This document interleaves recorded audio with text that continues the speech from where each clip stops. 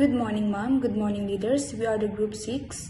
Our topic is all about the Filipino grievances against General Wood or petition letter. Our objective is, at the end of the lesson, we will able to know the political policies both America and Philippines. We will able to know the contribution of General Wood on the enhancement of nationalistic spirit of the people. Good morning, everyone. My name is Ruchi Villabaro. Gregorio F. Saide is a Filipino historian, an author, and a politician from the town of Pagsanghan, Laguna. He was born on May 25, 1907 and died on October 31, 1988. His contribution to the grand scheme of the Philippine history. He was a multi-awarded author who wrote 67 books and more than 500 articles about history. He was known as the Dean of the Filipino historiographers. Filipino grievances against Governor Wood. Governor Wood is an English person who was the reason behind this document. He fueled Gregorio Saide to wrote this document under the language of English during American regime in the Philippines. So he was the one who fueled or the one who pushed Gregorio Saide to wrote the document. And the document is a form of protest. This document also served as an impeachment request for the governor. The document was approved by the Commission on Independence on November 17, 1926. This text is taken from Gregorio F. Saide and Sonia Saide's documentary source of the Philippine history. So si Sonia Saide is the daughter of Gregorio F. Saide. The document was originally published as appendix of Maximo M. Calau's Philippine government under the Jones Law. So, the Filipino grievances against Governor Wood is not only written by one person, but halo-halo siya ang nagsulat nito. Major General Leonard Wood arrived in the Philippine Islands in 1903 after his service in Cuba. He was appointed governor of the Metro Province, comprising the Southern Islands and Mindanao. Aside from being the head of the civil government, he is also responsible for 5 districts and the commanding general of the troops in the Department of Mindanao and Sulu as well. So, Leonard Wood was then assigned by President of America, President Calvin Coolidge, to be the Governor General. He was assigned to fulfill the pledge, and it is expected by the people that the mutual understanding and cooperation would be maintained wherein political emancipation would be complete. So, Governor Wood became the commanding governor of the Moro Province.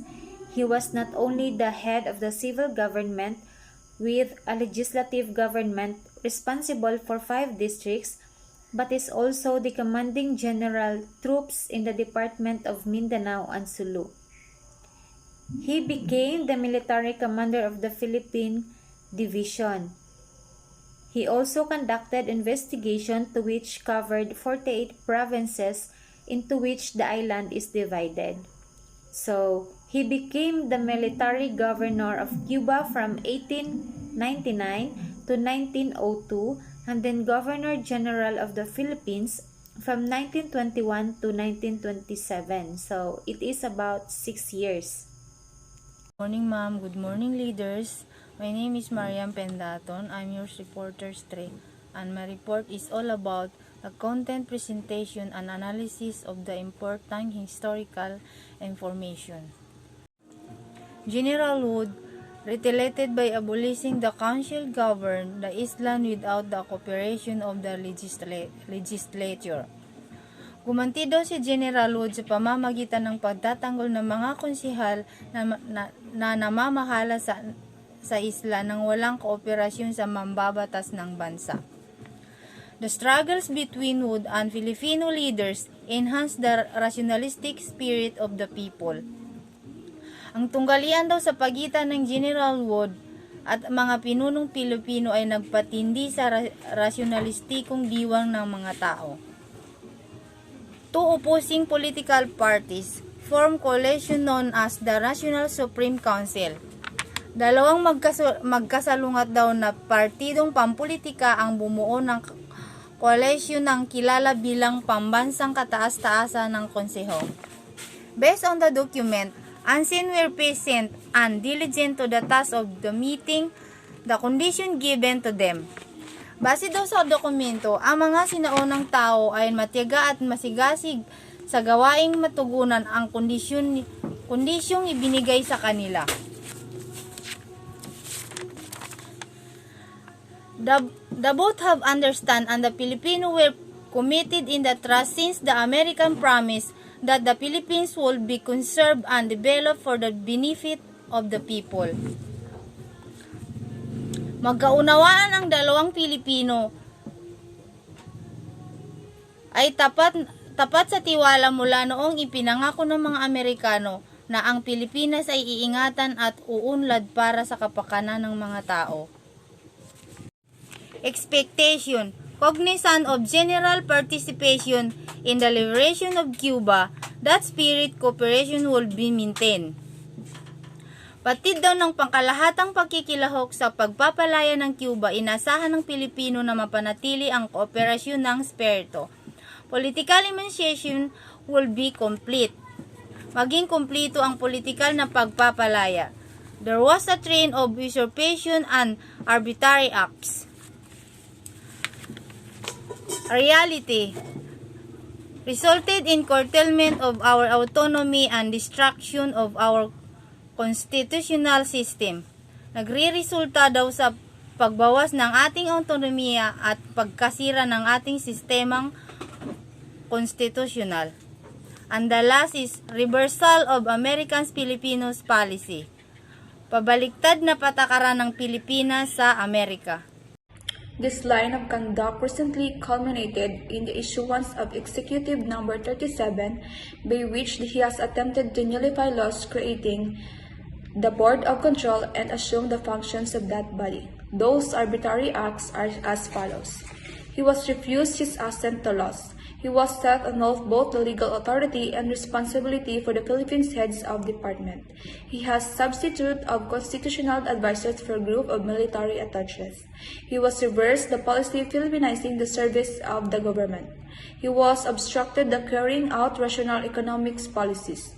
He has rendered merely perfunctory the power of the legislature.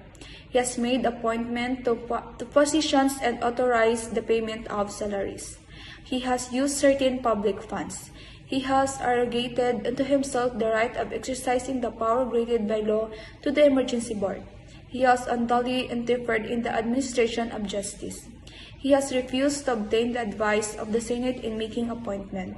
He has refused to submit to the Senate appointment for vacancies occurring during the recess of legislature, in contravention of the Organic Act. He has continued in office nominees whose appointment had been rejected by the Senate. He has usurped legislative powers. He has in the administration of affairs in Mindanao. He has by his policies created stirred relations between resident America and Filipinos. He has endeavored on the pretext of getting the government out of business. He has sanctioned the campaign of insidious propaganda in the United States against Filipino people in their aspiration. He has attempted to close the Philippine National Bank. He has adopted the practice of interviewing in and controlling directly to its minute details the affair of the Philippine government, both insular and local, in violation of self-government. And last, he has insistently sought the amendment of our laws approved by the Congress of the United States. It's not content with this and other arbitrary acts. The Governor General has recently promulgated Executive Order Number 37, declaring that the laws creating and defining the powers of Board of Control, which is authorized to rule the stocks around by the government in certain private corporations, are absolute nullities. his purpose to exercise solely by himself the power and duties developing upon said board. To make it short, Leonardo Wood has used certain public funds to grant additional compensation to public officials in clear violation law. He has arrogated unto himself the right of exercising the powers granted by law to the Emergency Board, an unlawful delegation of legislative authority. That's all. Thank you.